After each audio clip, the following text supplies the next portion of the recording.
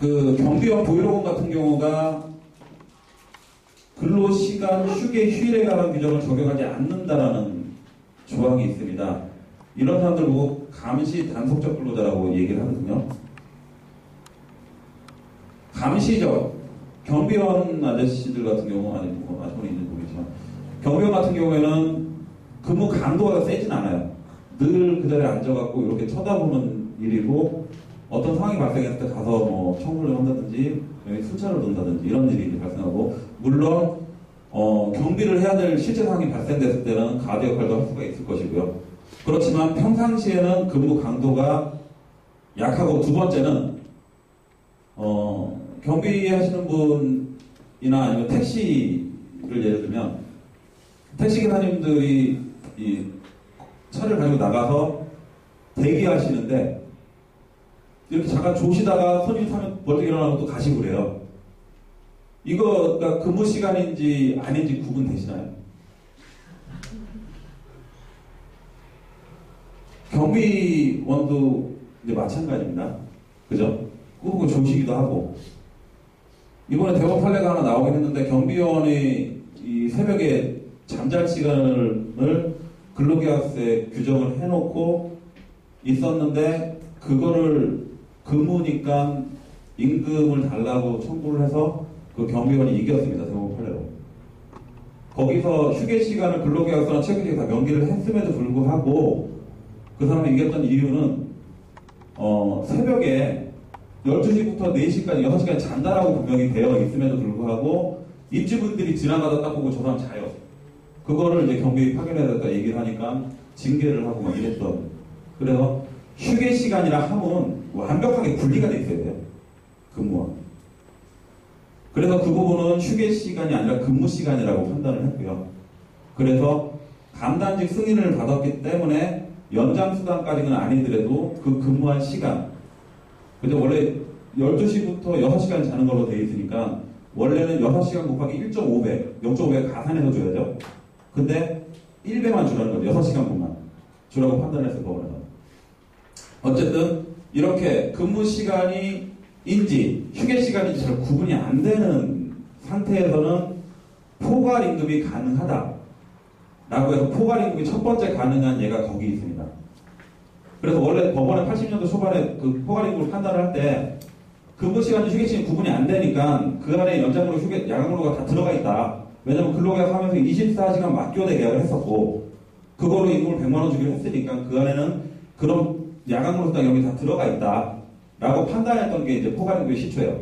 그런데 두 번째 이제 사회가 이제 계속 발달하면서 연장근로 수당을 따져줘야 되는데 두 번째 이제 포괄임금이 어떤 형태가 나왔냐면 판례로 포괄임금이 근로시간 산정을 하는데 예를 들어 어떨 때는 1시간 하고 어떨 때는 2시간 하고 막 이런 경우에 예를 들어 2시간분의 임금이 이 안에 포함되어 있다고 계약서를 쓴 경우가 있습니다.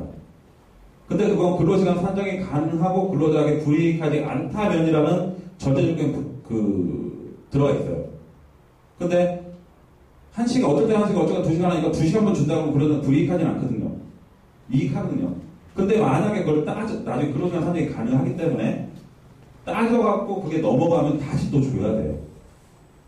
왜냐면 근로기준법 15조인가요?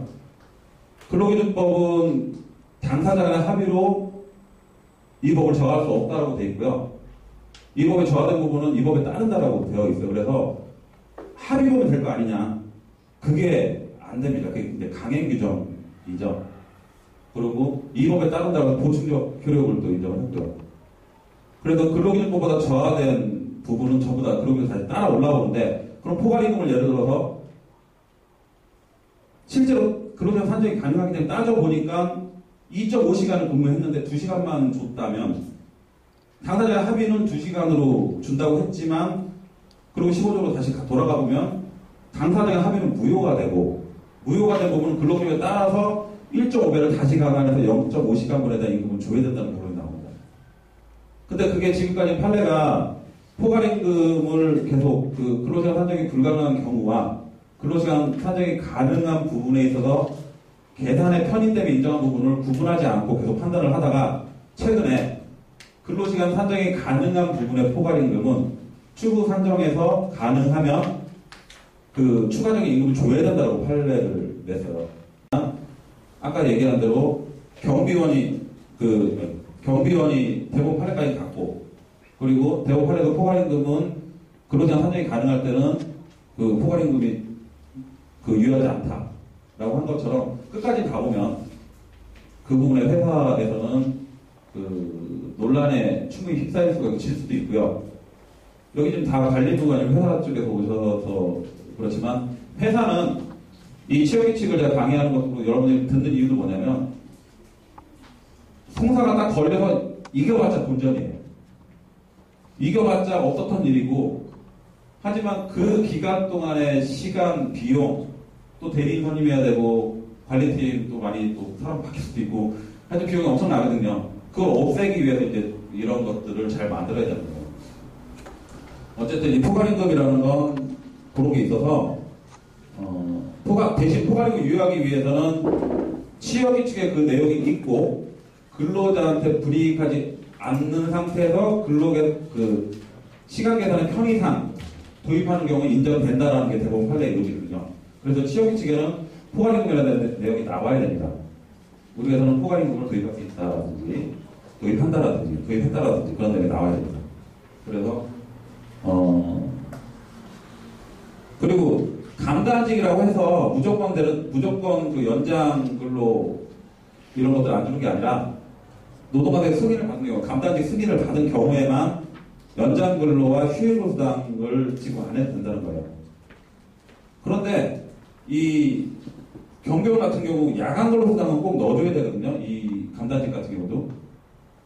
야간 근로 수당을 주는 이유는 아까 제가 말씀드린 대로 근로 시간과 휴게와 휴일에 관한 규정을 적용하지 않는다고 되어 있습니다.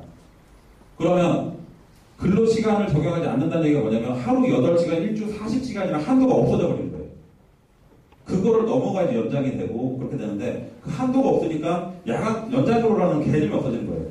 그리고 또 하나, 휴일 근로에 대한 휴일이라는 개념을 적용을 안 하기 때문에 일요일이든 뭐든 간에 그날 나와서 일하는 게 휴일이 아닌 거예요. 그러니까 휴일 근로 가산수당이 필요가 없는 거예요. 대신 야간 근로, 이렇게 밤 이렇게 새벽에 들어오는 거, 그건 실제 근로가 이루어지거든요. 그래서 근로시간 휴일에 관한 규정을 배제해서 근로시간을 배제하기 때문에 연장 근로가 없는 거고, 휴일을 배제하기 때문에 휴일 근로상이 없는 겁니다. 대신 야간 근로상은 있어야 돼요.